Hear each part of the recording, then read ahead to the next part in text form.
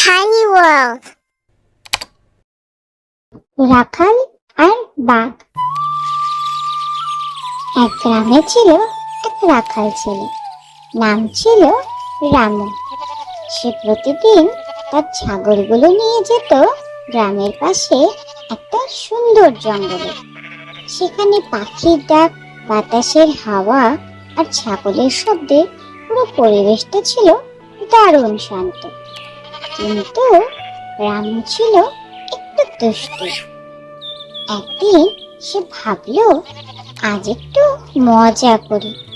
সে জোরে চিৎকার করে উঠল, বাঁচাও বাঁচাও, বাঘ এসেছে, বাঘ এসেছে। গ্রাম থেকে সবাই দৌড়ে এলো, হাতে লাঠি, মুখে চিন্তা। কোথায় বাঘ, কোথায় বাঘ?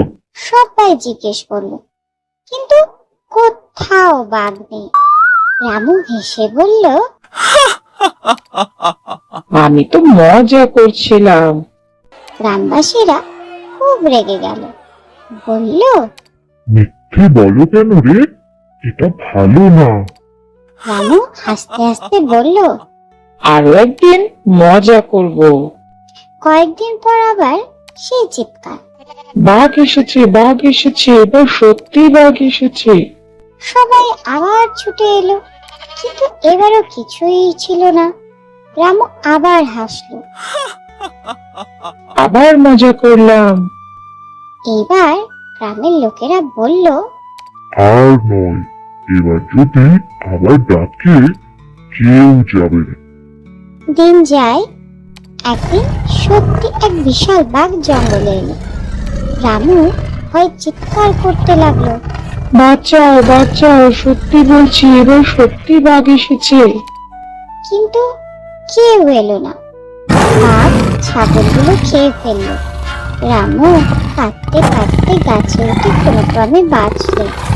সে বলল, আমি আর কখনো মিথ্যে বলবো না।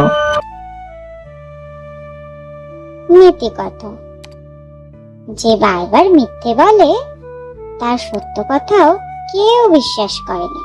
তাই সবসময় সত্যি কথা বলাই উচিত।